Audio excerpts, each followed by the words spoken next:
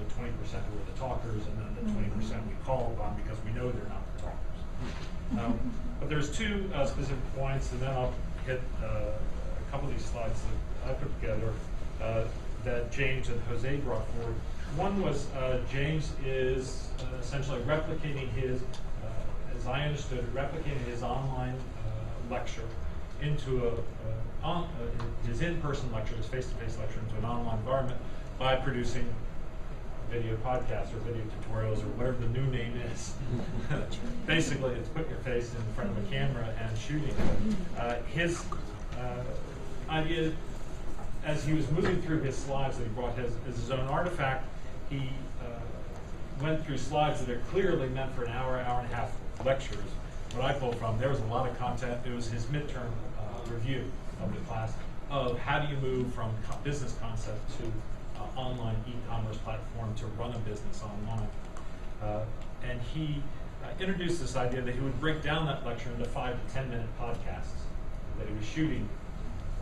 The slight difference between what Yetmir just introduced is to present or reaffirm what might have been presented in class or replace what might have been presented in class, is that he makes the students accountable to respond to that podcast, such that they have to produce or perform a result, an outcome coming out of that podcast to engage them on that. I just wanted to ask him to expand upon that briefly, of how you envision maybe one of those content sets for student response. Now, being a digital media person, I'm going to ask someone to just hold it up and just. Everything I do basically goes up on my website. Just briefly, there's a number of PowerPoint slides that we put together throughout the semester, and we use the information in those slides to basically inform students about particular topics. The purpose of the podcast that we're going to be replicating in an online environment is to take my online lectures and put them into a format that's easily accessible to them in a hybrid or non-traditional setting.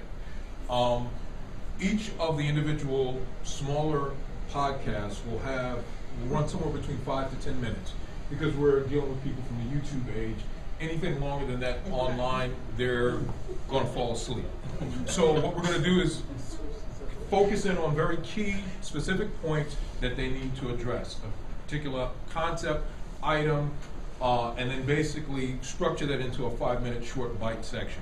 At the end of that 5-minute section, 5 to 10 minutes, the students will be required to either respond in terms of how does this particular lecture affect the site or business content that they're going to be developing, or to integrate this concept or technology into the site that eventually they will build. There's very few exams throughout the course. This is what is called a production class. So the entire semester will be building upon building blocks throughout the semester toward them finishing a final project, which will be a functional website that is the actual business they're going to be creating. Thanks. Sure. You can give them that. I mean, that was that's the online persona right there, face to face. Jose brought forward, he teaches